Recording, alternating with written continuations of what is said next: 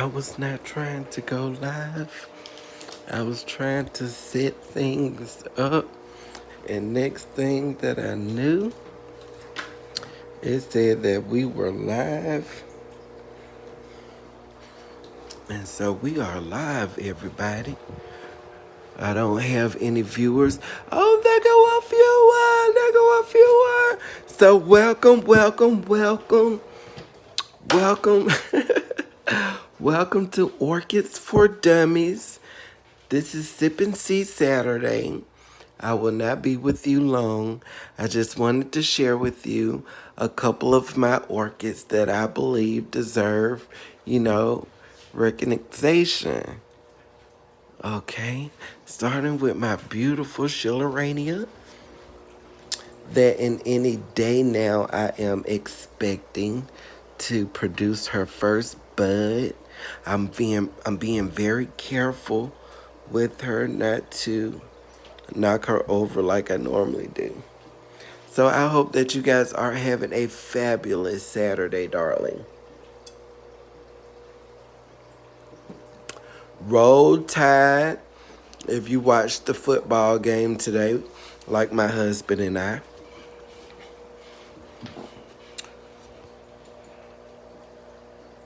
So this is my beautiful Schillerania or Schilleriana. I'm so used to saying Schillerania, but Schilleriana Wilson. Okay, with the variegated leaves. Yes, God. My absolute favorite orchid that I got from the Redlands Orchid Festival back in 2019 when, before the pandemic, when we were actually encouraged to go out. That was actually my motto. Go out and love on some other people and not just your plants. And so we are having to do it through social media. So that's why I'm just trying to spend as much time with you guys as I can. As you can see, that spike is about, I really should measure it. Next Sip&See, remind me, and I will measure it for you. But it looks like it's about 6 feet, honey. It looks about 6 feet. So, real quickly, since I am over here, my sickling fish, because I have people asking me about my sickling. So I have pretty much everyone that is in here except for the mom and dad fish and their new fry. And so it was some fish that were eating on the actual fry from the last batch, which are those right there. But these are survivor fish, so ultimately everyone will be okay. Now, my angelfish is a whole different conversation. It's a whole different conversation, and we will get to it if I do a Sip&See Sunday, okay? If this Phalaenopsis right here that was given to me by Pal Pal Brian over at Artwork Orchids and Beekeeping, it is actually now in spike. I'm sorry I'm unable to turn the flash on, but you can see it. That's a spike. And so I'm super excited about it. And also, this is a regular Phalaenopsis. However, something that I am doing to it has made the back of the leaf turn completely purple. And so that is just so fascinating. This is what I'm accustomed to. I'm used to looking and searching for these type of hybrids of Phalaenopsis in the grocery store, but to have a Phalaenopsis orchid in the complete leaf turn purple? Oh my God, girl, oh my God. I'll drink to that. Yes, I will. I just thank you guys so much for being here. You guys are fantastic. I love you guys so much. And I hope that you are having a happy growing. Remember, if you got any questions or, you want to figure something out with your Phalaenopsis in particular, then hit Fab Pal Darrell up. Hit me up in my Facebook group, Fab Pal. Each one teach one. We there for you, boo. We there for you, boo.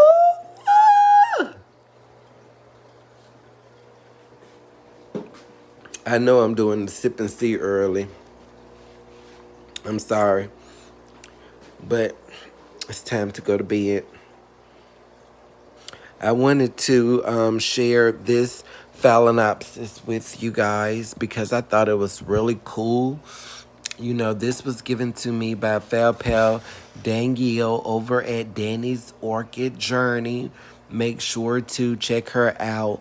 And this is actually the method that she grows most of her orchids in, which is the clay pot. And it's not this ventilated. You know, I'm selling pots on eBay, honey. Yes, honey, making a living. But she used clay pots and moss in some of her setups. So I did that to commemorate her with the phalaenopsis that she had purchased me. And this is my first, rebloom. However, I am keeping the pot perhaps too dry. And I think those little things on the side are supposed to be, forming buds, I believe. But I keep getting that dieback right there. And only thing that I can think of is I'm not a good waterer. I told you I'm an emotional grower, so I'm trying to do better. And I hope that's not the case, and I hope that she does eventually rebloom for me. I really do. But what I wanted to show you, Fal Pals, was her fascinating roots. I never even got a chance to show Fal Pal Danielle this. But girl, look at that. That is so amazing. She's a happy camper. And if you've never seen, the phalaenopsis root that breaks off into two, there you have it. She's a happy camper. She's a happy camper.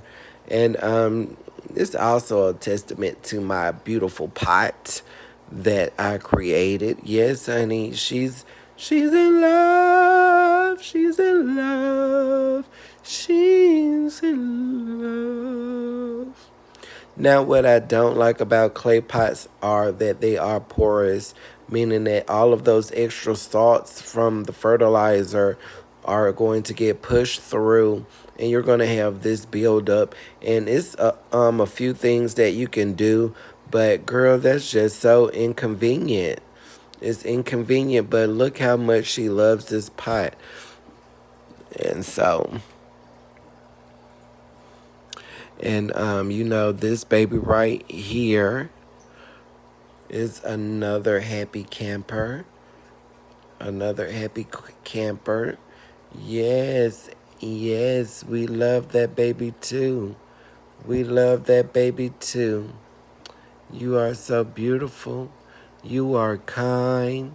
You are sweet. And you are going to bloom for me. And, she only has 4 leaves. But you can tell by the root system that she is in, excellent condition. So I'm really excited to see what her blooms are going to be. They are going to be mystery blooms for myself. And I already showed you my Schilleriana, this one over here, which is a different species than the one I just showed you that's 6 foot long. Different species.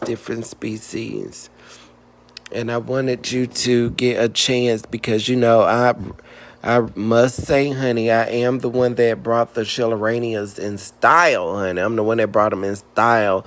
But I wanted to reiterate this one to you guys. You can see the back of the leaf has that purple tint on it. And this is the silver phalaenopsis. Okay. Now, I was blessed enough to have Fal Pals to go out and get this at their local grocery store for only $12.99. Now, if you want this and you don't see it in your local grocery store, Norman does sell them at orchids.com. However, it is going to cost you around $65. Okay. So I'm just super excited to get this baby to rebloom for me. You know, I'm an orchid minimalist. If you did not know, orchid minimalist meaning that girl, I'm not a girl. I'm not the best mama because I've learned from my mistakes. Like all these beautiful roots, time I repot it, girl, they gonna get to dying because they are accustomed to this moss. And so I don't want to go through that. I want her to be as healthy as she can be before I start to do anything to her. Now, if I start to see a lot of dead roots in the pot, absolutely, that's an emergency repot. But when they are in a good setup like this and living their best life, girl, leave them alone. And this is also, you know, the best time to water them when the roots get really silver and dry and hard like this. But like I said, I'm an orchid minimalist and I'm a emotional grower. Okay. And for most of my orchids, that is what's been working because I would say out of all of my potted orchids, about 85% of them are, you know, in spike, and that is amazing, and that is what we want. So since we're talking about, you know, my phalaenopsis that is in spike, I wanted you to get an opportunity to see some of my most struggling orchids. Well, actually, my most struggling orchids will actually be some of my orchids in water culture. I have, you know, proof is in the pudding. I will say that your traditional potted phalaenopsis will give you a better outcome when it comes to, you know, reblooming and growing the fastest for you. Doesn't mean that the phalaenopsis orchid will not adapt to the water culture method. It's just all about your waiting game, because fertilizing your phalaenopsis orchids in water culture is going to be a lot different than how you would do it in a potted in a potted in a pot. So, anywho, this little baby right here, see, out of sight, out of mind, this is where I keep them. She has been on the rebound for a whole year, and that's really slow for a mini. And I can't really remember her whole life, but the end game is that she is growing, and I mean, she is not declining. So that's a good thing. This is my Phalaenopsis orchid. Oh, no, it's not. Is it? Yes, it is. This is my Phalaenopsis little diva that was given to me by Orchid Diva. And honey. Honey. She has not given me a spite. So I'm just really, I don't understand. She's going outside next year if she doesn't give me a bloom, or I mean a spike before spring. This is actually not something that I'm ashamed of or want out of sight. This is actually my first Phalaenopsis orchid that I was able to save. And it is actually a big Phalaenopsis orchid. And as I told you guys that are new to the game, that waiting for a grocery store Phalaenopsis orchid that was sick to rebloom for you could take up to 2 years. Girl, she was down to these last two bottom leaves, and the all the leaves right here is what she's grown in my care. That little stubby leaf right there, that's a setback leaf. And this one that is growing, that is so beautiful, I do believe will be her first full-size leaf. And maybe if she gets another full-size leaf with it, then she'll produce a spike. And that would be the most glorious time of all. Let me show you my Pathiopedilum. And I'm going to let you guys go. And let me have another sip of wine. This is my Pathiopedilum from my very first lady slipper video. And honey, I don't know what happened. She was doing so good. And then all of a sudden, honey, I don't know what happened. Well, this is what happened. I staked her up because she was top heavy. And girl, I guess I put the stake on those little ball things right there.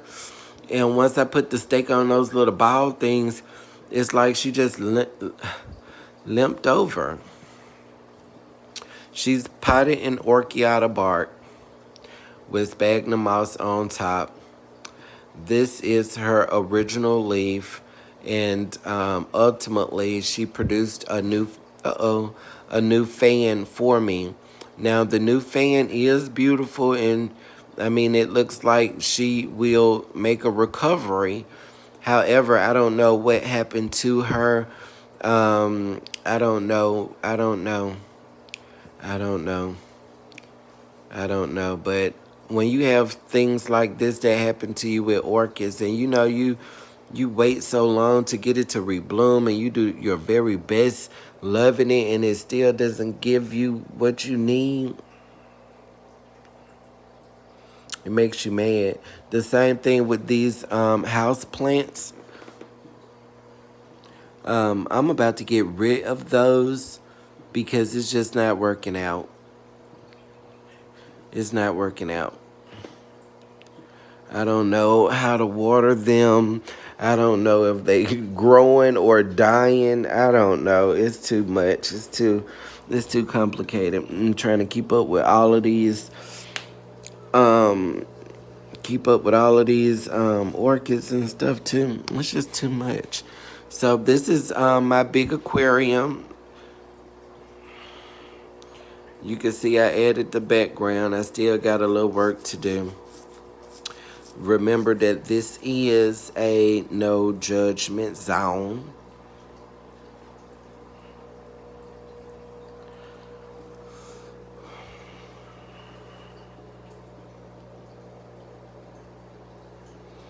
And now I'm going to let you see the mama and the babies.